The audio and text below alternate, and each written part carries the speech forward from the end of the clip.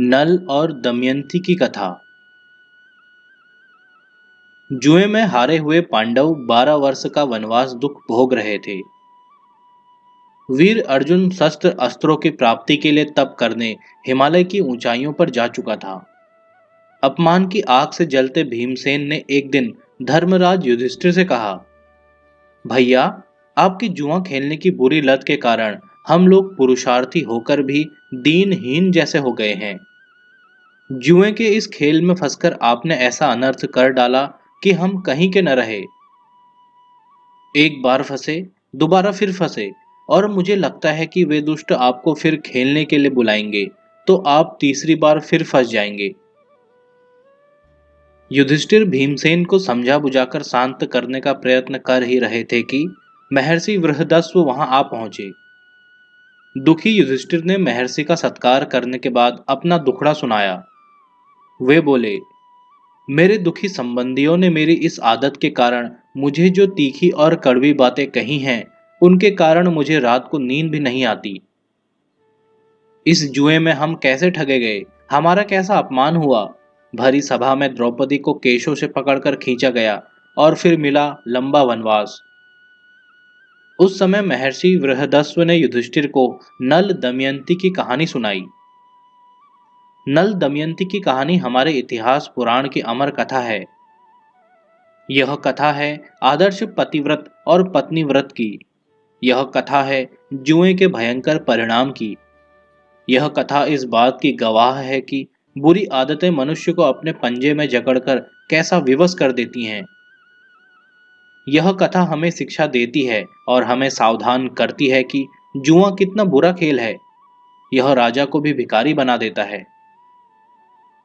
महाभारत की लड़ाई की जड़ में यह जुआ ही था, यह सभी जानते हैं। आज भी यह बुरा खेल कितने ही घरों को उजाड़ रहा है, कितनी पत्नियों और बच्चों के मुंह की रोटी छीन लेता है, तन पर कपड़ा भी नहीं छोड़ता। बीमारी, कलह और दरिद्रता तीनों इसकी संगनी हैं। हम इससे दूर रहें तो इन तीनों से भी बच सकते हैं। रातों रात में अमीर बन जाने का पापी लोभ ही जुए का पिता है। हम मेहनत से जीना सीखें तो इस दुष्ट की एक भी चाल कभी सफल न हो और इस बुराई से पिंड छूटे। निषद देश में वीरसेन नाम का एक प्रसिद्ध राजा था। उसके पुत्र का नाम नल था। पिता की मृत्यु के बाद निषद देश की राजगद्दी पर नल बैठा। नल के गुणों का क्या ठिकाना। वह धर्म और राजनीति का जानकार था। रूप यौवन में भी उस समय उस जैसा दूसरा कोई नहीं था। अच्छे घोड़ों के पहचानने और उन्हें तेज दौड़ाने में भी नल की बराबरी करने वाला कोई नहीं था। बड़ी सेना थी नल के पास।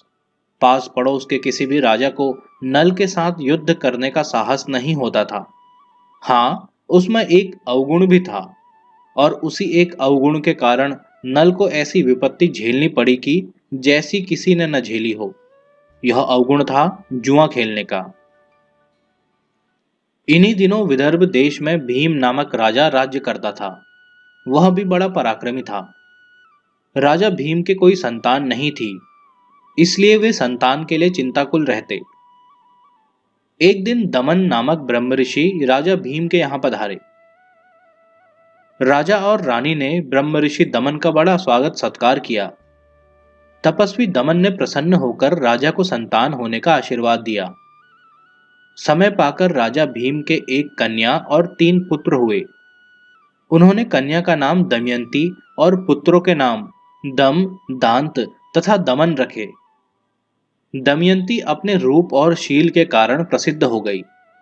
तीनों पुत्र भी अपने बल पौरुष में बेजोड़ थे। जब दमयंती की अवस्था विवाह योग्य हुई तो राजा भीम को योग्य वर खोजने की चिंता हुई। दमयंती की सेवा में दासियों की भीड़ जुटी रहती। सजी धजी दमयंती जब सखी सहेलियों के साथ उद्यान में जल क्रीड़ा या विहार के लिए निकलती तो देखने वाले देखते ही रह जाते। देखने वाले कहते कि इससे पहले उन्होंने ऐसा अद्भुत रूप यौवन कभी नहीं देखा। सुंदरता में, गुणों में और पौरुष में नल जैसा भी दूसरा कोई राजकुमार नहीं था। देखने वाले कहते कि यह तो कामदेव का ही अवतार है। उसकी प्रसिद्धि भी चारों ओर फैल गई। लोग नल से दमयंती के रूप यौवन की प्रशंसा करते और दमयंती से नल के रूप गुणों की। इस तरह एक दूसरे के रूप गुणशील की प्रशंसा सुनते सुनते बिना देखे ही वे एक दूसरे को चाहने लगे। नल का दमयंती के प्रति प्रेम दिनों दिन बढ़ता गया। दमयंती को देखने के लिए नल की व्याकुलता बढ़ने लगी। एक दिन दमयंती के बारे में सोचता हुआ नल महलों से निकल राज उद्यान में चला गया और वहां जलाशय के किनारे हथेली पर सिर टिकाए दमयंती के बारे में बैठा सोचता रहा। राजा ने अपने पास ही सुनहरे पंखों वाले हंसों का एक दल देखा। वे हंस नल को बहुत प्रिय लगे। नल ने उनमें से एक हंस को किसी तरह पकड़ लिया। नल प्यार से हंस की गर्दन और पीठ को सहलाने लगा तो हंस ने मनुष्य जैसी वाणी में नल से कहा, हे नल, आप मुझे छोड़ दें तो मैं विदर्भ की राजकुमारी दमयंती के पास जाकर आपकी ऐसी प्रशंसा करूंगा कि वह आपके सिवा दूसरे किसी पुरुष को अपने मन में जगह नहीं देगी।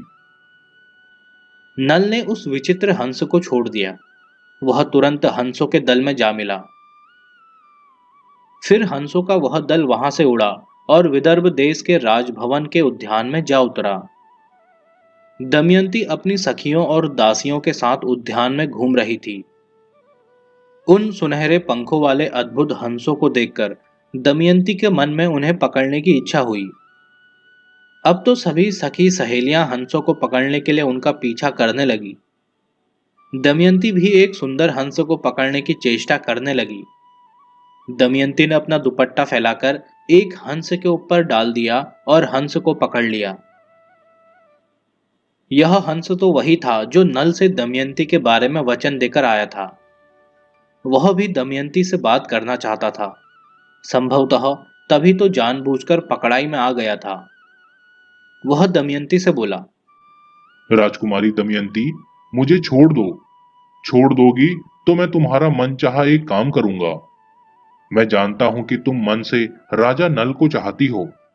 वह तुम्हारे हृदय में बस चुका है। बात है भी ठीक, वह सचमुच तुम्हारे योग्य है और तुम उसके योग्य हो। हम तो राजहंस हैं, इधर से उधर उड़ते रहते हैं। हमसे कुछ छिपा थोड़ी ही है। यदि तुम राजा नल की पत्नी बन जाओ तो समझो कि तुम्हारा जन्म सफल हो गया। हमने भी बहुत दुनिया देखी है, पर नल जैसे रूप गुण वाला तो मनुष्यों में क्या, यक्षों, गंधर्वों और देवताओं में भी नहीं मिलेगा। तुम मुझे छोड़ दो तो मैं तुम दोनों की जोड़ी मिलाने में सहायक हो सकता हूँ। दमयंती ने इस दिव्य हंस को तुरंत छोड़ दिया।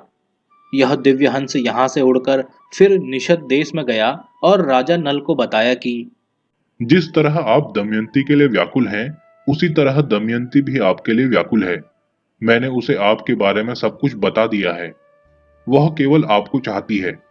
अब आप जैसा उचित समझे करें। यह कहकर हंस उड़कर अपने दल में जा मिला।